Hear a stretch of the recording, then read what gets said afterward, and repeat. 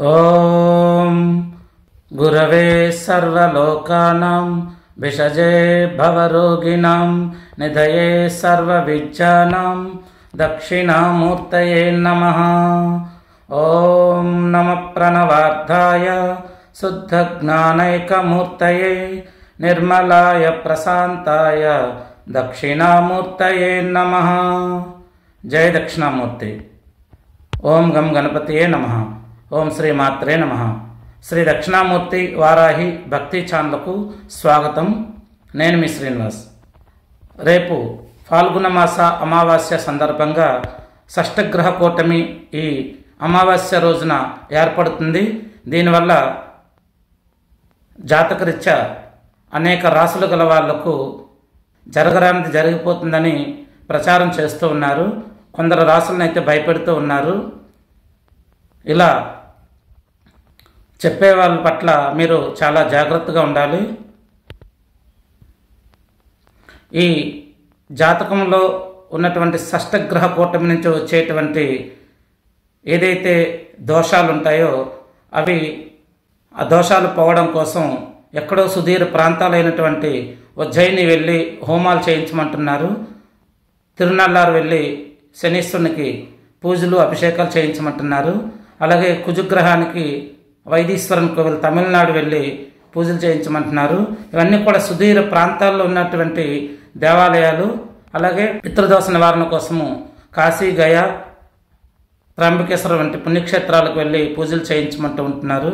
కానీ ఈ పూజలన్నీ కూడాను ఆయా దేవాలయాలకు వెళ్ళి అక్కడ చేపిస్తే మన దోషాలు తొలుగుతాయని మనం అనుకోవచ్చు. అది మన యొక్క నమ్మకము. కానీ ఒకటి మీరు అందరూ గ్రహించండి, సామాన్యులు అంత దూరం వెళ్ళి పూజలు చేయించగలరా? మీరే ఆలోచించండి. అలాగే కోటాను కోట్ల మంది హిందువులు ఉన్నటువంటి మనం ఒకేసారి ఇన్ని దేవాలయాలకు వెళ్ళి ఆ షష్టగ్రహ కూటమి దోషాలు ఉన్న వారందరూ కూడా వెళ్ళి అక్కడ పూజలు చేయించగలరా? లేదా అందరూ అంత దూరం వెళ్ళలేరు. కాబట్టి మరి మీరందరూ ఏం చేస్తే మీకు రేపు షష్టగ్రహ కూటమి, అది కూడా అమావాస్య రోజు రావడం అనేది కొంచెం ఇబ్బందికరంగానే ఉండవచ్చు. కానీ మనుషుల మీద అయితే దీని యొక్క ప్రభావము అంతగా ఉండదని నేను అనుకుంటూ ఉన్నాను. ఇది దేశ కాలమాన పరిస్థితులకి సంబంధించినటువంటిది ఉంటుంది. అలాగే ఇదే షష్టగ్రహ కూటమి మనకు కరోనాకు ముందు కూడా వచ్చింది. ఈ షష్టగ్రహ కూటమి వల్ల అనేక ప్రపంచ దేశాల్లో కరోనా వంటి రోగం వల్ల ఎందరో కాలం చేశారు. మన భారతదేశంలో ఈ యొక్క కరోనా ఎఫెక్ట్ ఉన్న సామాన్యుల్ని, చైతన్యవంతంగా ఉన్నటువంటి మనల్ని మనం వాడేటువంటి కొన్ని రెమెడీస్ వల్ల మనకు అంతగా మన మీద ఎఫెక్ట్ అనేది చూపించలేదు కరోనా సంబంధించి. అదేవిధంగా ఇప్పుడు వస్తున్నటువంటి షష్టగ్రహ కూటమి యొక్క దోష నివారణ కోసం మీరు మీ ఊళ్ళోనే ఈ యొక్క దోష నివారణ పరిహారం చేసుకోవచ్చు. అది ఎలా అంటే, మీ ఊళ్ళో రేపు శనివారం ఫాల్గుణ మాస అమావాస్య సందర్భంగా మీ సమీపంలో ఉన్నటువంటి మీ ఊళ్ళో ఉన్నటువంటి దేవాలయాలకు వెళ్ళి ప్రదక్షిణ చేసుకొని ఆ యొక్క స్వామికి మనసారా మీ తప్పప్పులు మన్నించమని చెప్పి కోరుకొని దర్శనం చేసుకోండి. అదేవిధంగా జాతకరీత్యా ఈ షష్టగ్రహ కూటమి యొక్క దోషాలు మీ పైన ఉండకూడదు అని మీరు అనుకుంటే నేను చెప్పే ఈ పరిహారాన్ని పాటించి మీరు చూడండి, మీకంతా మంచి జరుగుతుంది. దీనివల్ల మీరు మీ కుటుంబం కూడా సంతోషంగా ఉంటారు. జాతకరీత్యా మీ జన్మరాశి సింహరాశి అయితే గనక మీరు రేపు అమావాస్య సందర్భంగా దేవాలయంకి వెళ్ళి దర్శించుకున్న తర్వాత మీ సమీపంలో ఉన్నటువంటి వృద్ధాశ్రమాలకు వెళ్ళి అక్కడ వృద్ధులకు సేవ చేయండి. వృద్ధులకు మీకు తోచినంత ఆర్థిక సహాయము, అంటే బట్టలు కొనివ్వటము, చెప్పులు కొనివ్వటము, దుప్పట్లు కొనివ్వటము, వృద్ధాశ్రమాలకు వెళ్ళి సేవ చేయటం ద్వారా మీ జాతకంలో ఉన్నటువంటి సూర్యదోషం తొలుగుతుంది. సూర్యుడికి ఇష్టమైనటువంటి ఈ మంచి పనులు చేస్తే ఆయన శాంతిస్తాడు. అదేవిధంగా సూర్యుడికి ప్రకృతి అంటే చాలా ఇష్టం కాబట్టి ఆయన నుంచి మీరు అనుగ్రహము ఆశీస్సులు పొంది ఆరోగ్యవంతులుగా ఉండాలి అంటే మొక్కలు నాటండి, దేవాలయాల్లో నాటండి, లేదా రోడ్లకు సైడ్లో నాటండి, లేదా మీ కాలనీల్లో మొక్కలు నాటి వాటి సంరక్షణ చేయటం ద్వారా ఆ యొక్క సూర్యగ్రహం నుంచి మీకు మంచి ఫలితాలు అనేవి వస్తాయి. అదేవిధంగా మీ జన్మరాశి కర్కాటక రాశి అయితే కనుక కర్కాటక రాశికి చంద్రుడు అధిపతి కాబట్టి చంద్రుడికి ఇష్టమైన మంచి పనులు మీరు చేస్తే మీ మనసును కూడా ఆయన ఎటువంటి మానసిక ఒత్తిడి లేకుండా మీ మనసుని కంట్రోల్ చేస్తాడు. మనస్కారకుడైనటువంటి చంద్రుడు ఆశించేది మానసిక వికలాంగులు వంటి ఏదన్నా శరణాలయాలు ఉంటే, లేదు అంధులకు సంబంధించినటువంటి శరణాలయాలు అని ఉంటే కనుక మీరు, అలాగే అనాథ పిల్లల శరణాలయాలు ఉంటే గనక గుర్తుపెట్టుకోండి, మానసిక వికలాంగుల శరణాలయము, అంధుల శరణాలయము, అదేవిధంగా చిన్నపిల్లలు అంటే అనాథ పిల్లలు ఉన్నటువంటి శరణాలయము, లేదా హాస్టల్లో చదువుకునే చిన్న చిన్న పిల్లలు ఉంటారు కదా, వాళ్లకు మీరు రేపు బొమ్మల వంటివి కొనివ్వండి. అలాగే వాళ్ళకు చాక్లెట్లు, బిస్కెట్లు వంటివి కొని పంచి ఇవ్వండి. అదేవిధంగా శివాలయంలో అభిషేకాలు చేయించుకోండి. ఇలా చేస్తే చంద్రుడు శాంతిస్తాడు. మనకి చంద్రదోషం అనేది తొలగిపోయే అవకాశం ఉంటుంది. ఎందుకంటే చంద్రుడు మనస్కారకుడు కాబట్టి, చంద్రుడు మనసు చిన్నపిల్లడు వంటి మనస్తత్వం కాబట్టి, ఈ చంద్రుడికి సంబంధించినటువంటి చిన్నపిల్లలు అనాథ హాస్టళ్ళు ఉంటాయి కదా, చిన్నపిల్లలకు సంబంధించి అనాథ శరణాలయము, అలాగే అంధులకు సంబంధించినటువంటి శరణాలయము, అలాగే మానసిక వికలాంగులకు సంబంధించినటువంటి శరణాలయము, వీటిల్లో వెళ్ళి అక్కడ ఉన్నటువంటి ఆ పిల్లలతోనూ సరదాగా గడపండి. వాళ్ళకు కావాల్సినటువంటి బొమ్మలు కానీ, చాక్లెట్స్ కానీ, బిస్కెట్లు కానీ మీరు కొనిస్తే వాళ్ళందరూ సంతోషిస్తారు. తద్వారా చంద్రుడు చాలా సంతోషించి మీ జాతకంలో ఉన్నటువంటి చంద్రదోషాన్ని తొలగిస్తాడు. ఇకపోతే జాతకరీత్యా మీ జన్మరాశి మేషరాశి కానీ వృశ్చిక రాశి కానీ అయితే గనక దీనికి ఆధిపత్యం వహించేది కుజుడు కాబట్టి, ఈ కుజుడికి ఇష్టమైన పనులు మీరు చేయటం ద్వారా మీ జాతకంలోంచి కుజదోషం తొలగించబడుతుందని పెద్దలు చెబుతూ ఉంటారు. అయితే మరి కుజుడికి ఏంటంటే ఇష్టం అంటే, మీరు మీ సమీపంలో ఉన్నటువంటి ఏ దేవాలయమైనా పర్వాలేదు వెళ్ళి ప్రదక్షిణ చేసి దర్శించుకున్న తర్వాత అక్కడ కుజుడుకు ప్రత్యేకంగా కుంకుమతో అభిషేకం చేయండి, కుంకుమార్చన పూజ చేయండి, అలాగే ఎరుపు పువ్వులతో ఆయనకు పూజ చేయండి, సుబ్రహ్మణ్య స్వామి ఆరాధన చేయండి. ఇవి చేస్తే సరిపోతుందంటే కాదు, కుజుడు ఆశించే పని మీరు చేస్తే తప్పకుండా మీ జాతకంలో కుజదోషం తొలుగుతుంది. ఎవరైతే సంతానం లేక బాధపడుతూ ఉన్నారో, ఎవరి ఇళ్ళల్లో అయితే పేదవాళ్ళు ఉంటారు కదా, ఎవరి ఇళ్ళల్లో అయితే ఆడపిల్లలు ఉండి వాళ్ళకు ఆర్థిక స్తోమత లేదు వివాహం చేయడానికి అని ఉంటారో, అలాగే మహిళా శరణాలయాలు కొన్ని ఉంటాయి. అంటే పెళ్ళిడికి వచ్చినటువంటి ఆడపిల్లలు ఉండేటువంటి కొన్ని శరణాలయాలు ఉంటాయి, అనాథ శరణాలయాలు. వారికి, లేదా మీ చుట్టుపక్కల ఉన్నటువంటి పేదవారు ఎవరన్నా ఉంటే కనుక, వాళ్ళ ఇంట్లో పెళ్ళిడికి వచ్చిన పిల్లలు ఉంటే కనుక, వాళ్ళ ఇంట్లో ఒకవేళ వాళ్ళు పిల్లలకి పెళ్లి చేయాలనుకుంటున్నారు అని అనుకుంటే కనుక, అలాగే వారికి మీరు కొంత ఆర్థిక సాయం అందించండి, వారి వివాహానికి ఆర్థిక సాయం అందించండి. తోచినంత మీకు కలిగితే బంగారాన్ని కొనివ్వండి. అదేవిధంగా వీలైతే మంగళసూత్రం కొనివ్వండి. అలాగే మీ చుట్టుపక్కల ఎవరైనా సరే గర్భవతులు ఉంటే కనుక వాళ్లకు మంచి పళ్ళు కాయలు కొనిచ్చి వీలైతే వాళ్ళ సీమంతానికి అయ్యే ఖర్చుని మీరు భరించండి. ఇటువంటి పనులు చేయటం ద్వారా కుజగ్రహం సంతోషిస్తుంది. సంతానం లేని వారికి సంతానం కలిగే అవకాశం ఉంటుంది. పెళ్లి కాని వారికి వివాహం పెళ్ళయ్యే అవకాశం ఉంటుంది ఇటువంటి మంచి పనులు చేయటం ద్వారా మీ జన్మరాశి ప్రకారము. కాబట్టి ఈ యొక్క కుజ దోషం తొలగాలంటే మీరు ఈ పనులు చేస్తే తప్పకుండా ఆ యొక్క కుజుడు శాంతిస్తాడు. సుబ్రహ్మణ్య స్వామి ఆశీస్సులు మీకు ఉంటాయి. అదేవిధంగా జాతకరీత్యా మీ జన్మరాశి కన్యారాశి కానీ మిథున రాశి కానీ అయితే గనక వీటికి ఆధిపత్యం వహించేది బుధుడు. కాబట్టి ఇక బుధుడికి సంబంధించి మంచి పనులు చేస్తే మీ జాతకంలో ఉన్నటువంటి బుధ దోషం తొలగిపోతుంది.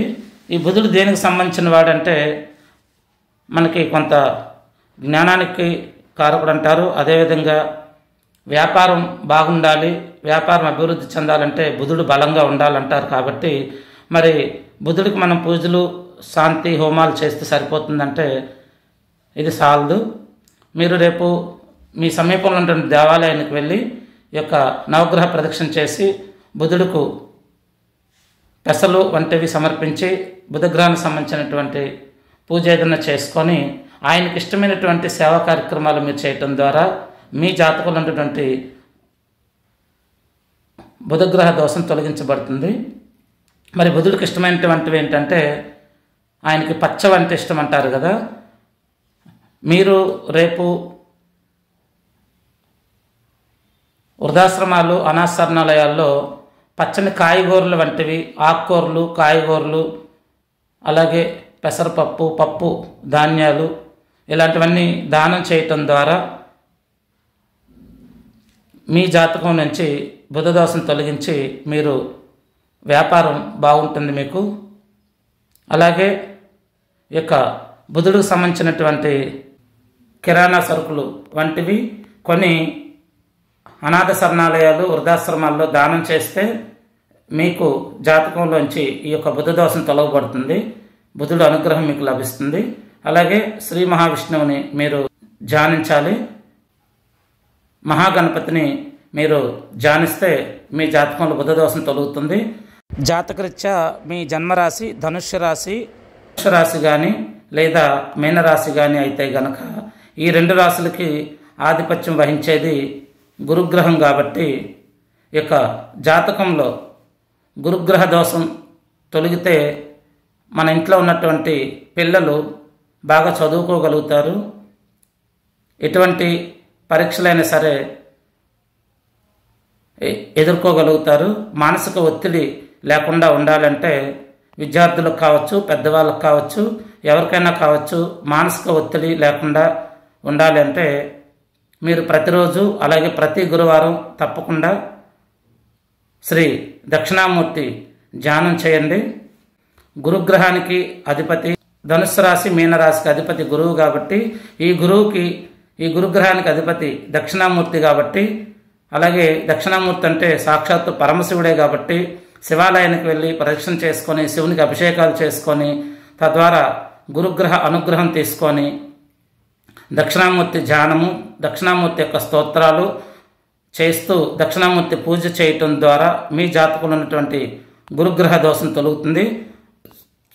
అయితే పూజలు చేసినంత మాత్రాన దోషం తొలుగుతుందంటే కాదండి. దీనికి నివారణ గురుగ్రహం శాంతించాలి మీ జాతకరీత్యా అనుకుంటే, దక్షిణామూర్తి ఆశీస్సులు మీకు కావాలి అనుకుంటే, చదువుకునే పిల్లలు ఎవరైతే ఉంటారో మీ చుట్టుపక్కల లేని పిల్లలు ఉంటారు కదా, లేని వారి పిల్లలు, అలాగే అనాథ శరణాలయాలు ఉండేటువంటి పిల్లలు, చదువుకునే పిల్లలు, వాళ్లకు మీరు పుస్తకాలు, పెన్నులు, పెన్సిళ్ళు, స్కూల్ బ్యాగులు వంటివి దానం చేయండి. అలాగే చదువుకునే పిల్లలు ఎవరికైనా ఆర్థికంగా బలంగా లేకపోతే వారికి మీరు ఫీజులు కట్టడం కోసమని కొంత ఆర్థిక సాయాన్ని ఇవ్వండి. తద్వారా మీ జాతకంలో ఉన్నటువంటి గురుదోషం తొలగుతుంది, గురువు శాంతిస్తాడు, దక్షిణామూర్తి ఆశీస్సులు లభించి పరమేశ్వరుని అనుగ్రహాన్ని పొందుతారు మీరు ఈ పని చేయటం ద్వారా. గురువుకి ఇష్టమైనటువంటివి చదువు కాబట్టి, జ్ఞానానికి ప్రతీకుడు కాబట్టి గురుగ్రహం అంటే ఆ యొక్క గురుగ్రహానికి మనం పూజించడం, ధ్యానించడము, దక్షిణామూర్తికి చేస్తే గనక మన జాతకంలో ఉన్నటువంటి గురుగ్రహ దోషాలు తొలగుతాయి. అయితే నేను చెప్పిన రెమెడీ మాత్రం చేయాలి. అనాథ పిల్లలకు, చదువుకునే పిల్లలకు పెన్నులు, పుస్తకాలు, పెన్సిళ్ళు, బ్యాగ్స్ వంటివి కొని స్కూల్ ఫీజులకు సహాయం చేయండి. అలాగే ఆధ్యాత్మికమైన గ్రంథాలను అందరికీ పంచిపెట్టండి. తద్వారా గురువు శాంతించి మీరు పరమేశ్వరుని ఆశీస్సులే పొందుతారు. దక్షిణామూర్తి యొక్క అనుగ్రహం కలుగుతుంది. ఇకపోతే జాతకరీత్యా మీ జన్మరాశి తులారాశి, వృషభ రాశి అయితే గనక ఈ 2 రాశులకు అధిపతి శుక్రుడు కాబట్టి రేపు నవగ్రహాలు పరీక్షణ చేసి శుక్రుని శాంతింపజేసి శుక్రుడికి ఇష్టమైనటువంటి దానము అనాథ శరణాలయాలు, వృద్ధాశ్రమాల్లో, అలాగే లేని వారికి మీ చుట్టుపక్కల కూడాను పాలు, పెరుగు, బియ్యము, చక్కెర, నెయ్యి, పాలు, పెరుగు, తేనె, నెయ్యి, చక్కెర, బియ్యము, వెన్న ఇటువంటి పదార్థాలు, పాలతో చేసినటువంటి స్వీట్లు కానీ స్వీట్స్ ఇలాంటివి మీరు రేపు దానం చేయటం వల్ల మీ జాతకంలో శుక్రగ్రహ దోషం తొలగి ఒకవేళ సంతానానికి సంబంధించినటువంటి బలహీనత మీకు ఉంటే కనుక ఈ యొక్క శుక్రుడి అనుగ్రహం ద్వారా సంతానాన్ని పొందే అవకాశం ఉంటుంది. కాబట్టి శుక్రుడికి ఇష్టమైనటువంటి పాలు, పెరుగు, తేనె, నెయ్యి, చక్కెర, బియ్యము వంటి ఆహార పదార్థాలు దానం చేయండి. శుక్రుడు శాంతిస్తాడు. లక్ష్మీదేవి పూజ అనేది చేసుకుంటే శుక్రుడు లక్ష్మీదేవి అన్నా చెల్లెళ్ళు అంటారు కాబట్టి శుక్రుడు శాంతించే అవకాశం ఉంటుంది. సంతోషంగా ఉంటాడు. భార్య బిడ్డల పట్ల ప్రేమగా ఉండాలి, తల్లిదండ్రుల పట్ల ప్రేమగా ఉండాలి, అన్నదమ్ములతో ప్రేమగా ఉండాలి. అందరితోనూ ప్రేమగా ఉంటే శుక్రుడు చాలా సంతోషిస్తాడు. జాతకరీత్యా మీ జన్మరాశి మకర రాశి, కుంభరాశి అయితే గనక మీరు రేపు దేవాలయంకి వెళ్ళి శనీశ్వరునికి అభిషేకము, తైలాభిషేకము, నలుపు వస్త్రము, అలాగే బెల్లము సమర్పించి నవగ్రహ ప్రదక్షిణ చేసి ఈశ్వరునికి అభిషేకం చేసి ఇక ఈశ్వర దర్శనం తర్వాత మీరు శనీశ్వరునికి ఇష్టమైనటువంటి మంచి పనులు చేస్తే ఆయన చాలా సంతోషిస్తాడు.